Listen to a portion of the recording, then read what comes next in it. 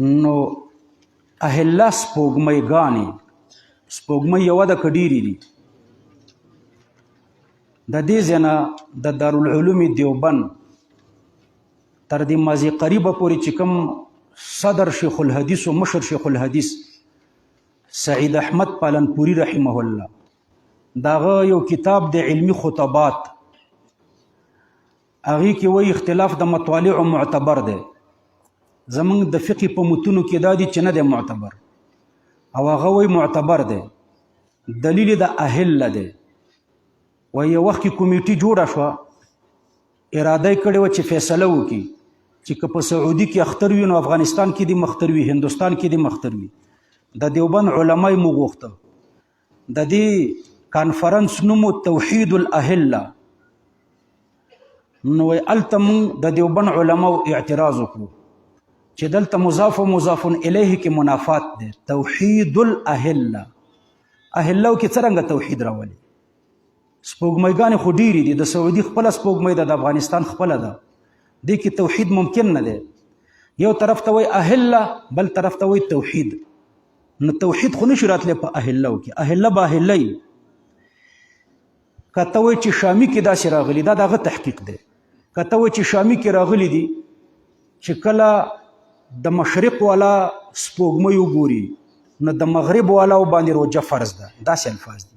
داسې نه دي چې د مغرب والا وګوري نو د مشرق والا باندې روجه فرض ده. داسې نه دي ویلي. شامي کې مشرق یاد کړی دی، لکه افغانستان مشرق دی، سعودي مغرب دی. پوه شوئ؟ نو داسې ویلي چې افغانستان والا وګوري د مشرق والا نو د مغرب والا باندې روجه فرض ده. ځکه ورځ او شپه د دې خوا نه روانه ده. اول افغانستان کې شپه راځي، بیا په سعودي کې شپه راځي. سعودي کې شپه وروسته راځي، افغانستان کې شپه مخکې راځي. نو چې د افغانستان شپه د روجې شوه نو د سعودي شپه د روجې شوه، ځکه سعودي کې شپه وروسته را روانه. پوه شوئ؟ او چې د سعودي کې خلک وګوري نو د افغانستان شپه تیره ده او د سعودي په شپه روجه شوه، د افغانستان شپه تیره شوې ده. نو د سعودي په لیدلو د افغانستان خلک به نه نیسي. په دې پوه شوئ؟ خو د افغانستان په لیدلو به د سعودي خلک نیسي. هغه د فقې مطلب هم دا دی. د فقې مطلب دا نه دی چې د سعودي په لیدلو به د افغانستان خلک نیسي. داسې نه دی ویلي چې اذا رآه اهل المغرب یصومه اهل المشرق، بلکې دا ویلي چې د مشرق خلک یې وګوري نو د مغرب خلک به روجه کېږي.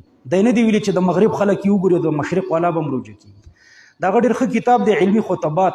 چا چې ریاضي ویلي په هغې کې ښه ورباندې پوهېږي. خو یو استدلال یې د دې ځای نه هم کړی دی.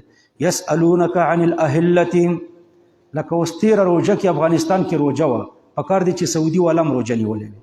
خو که د سعودي والا روژه شي نو په موږ روژه نه ده لازمه. موږ دلته خپله رؤیت دی. د دې سپوږمۍ بېله ده. هلته وروسته شپه راځي، دلته شپه تېره شوې، دلته چا نه ده لیدلې. یسألونک عن الاهلة. پوه شوئ؟